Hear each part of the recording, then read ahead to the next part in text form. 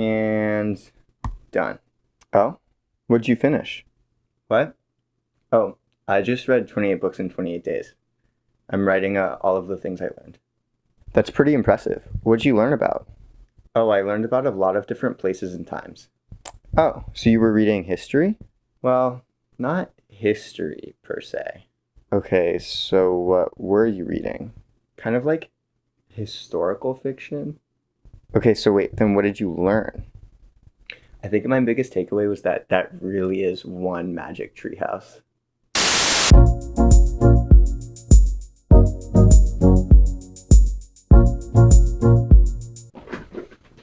Hi, my name's Tristan. I just read 28 books in 28 days, and today I'm going to share some tips I learned along the way, some book recs, and finally, why I don't think you should read a book a day. Tip number 1. Reading takes a lot of time, so make sure you're cutting out random things in your day that aren't super important if you want to make more time for reading. Personally, I found that not having access to social media on my phone, so just not having the Instagram app on my phone, gives me a little bit more time because I don't always have a constant distraction. Tip number 2. Choose books you like. Don't pick up books because you think they look impressive or you think it'll make you look cool to other people. You should read books that you actually enjoy. That's what will make something like this fun and sustainable. Tip number 3.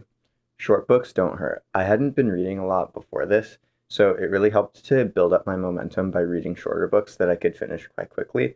That way I felt like I was identifying myself as a reader because I was finishing so many books, and I was also enjoying them because they weren't super challenging. You really can't let book length fool you though. This book, tiny, but packs a literary punch. Tip number 4. Always have access to a book, whether it's on your Kindle, a book on your phone, a book on your computer, or just a physical copy. Always having something you can read. Make sure that anytime you have a moment and you're tempted to do something else, you can actually just pick up a book and read instead. Tip number 5. Reading a diverse set of books simultaneously can really help keep you interested. I was reading fiction and nonfiction, short books, long books, hard books, and easy books. That helped because anytime I was bored of the specific book I was reading, I could pick up another one that was completely different and it felt like something else entirely. For example, at any given point, I might be reading a book on string theory. Here's a bonus tip. Don't read a book on string theory. A memoir and a nonfiction book, just so that anytime I was bored of one of them, I could switch to another. Tip 6. Prioritize reading. I found that setting a short 10-minute timer really helped because then I was guaranteeing that I would read for that certain amount of time. Additionally, I would try to read every night before I went to bed, which worked pretty well because then it became a habit. And then, regardless of what was happening during the day, I always knew that that night before I went to bed, I would find the time to read. Tip number 7. Track the books you're reading. I was using Goodreads because that's what my friends were using, and seeing what my friends were reading helped keep me motivated.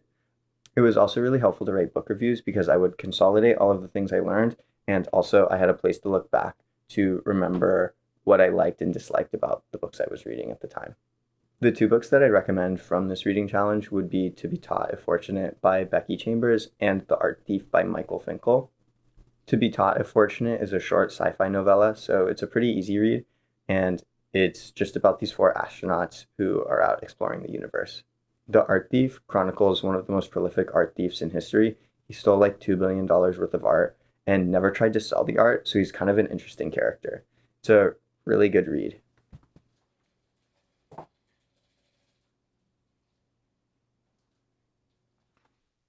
Okay, closing thoughts. This challenge was definitely good for me. It kind of built up my appetite for reading again and reminded me that when I have the opportunity, I will read for pleasure. I'm definitely going to continue to read after this. However, I don't think that number of books finished based challenges is a good way to quantify what you're reading or how much you're enjoying it. It doesn't allow you to appreciate the books you're reading because you know that you have to finish a specific amount in a specific time period. I think that a better approach is hours a day read instead of number of books finished, because if you're reading a complex book, it's nice to be able to sit and think about it. And if your goal is to read for a specific number of hours a day, then you give yourself the time to appreciate complicated or dynamic pieces of literature without that weight hanging over your head. Obviously, you can and should read shorter books. Some of my favorite books are pretty short, but If you set an hours-based reading goal, you won't feel disappointed or unaccomplished if you only make it through 50 pages of Heidegger in the 3 hours that you have to read in a day. Thanks for watching. Like if you enjoyed this video. If you want to see the books that I was reading, feel free to check out my Goodreads. The link is in the description. If you have any book recs, please leave them in the comments. I'd love to know what you're reading. And finally, subscribe to see more content like this.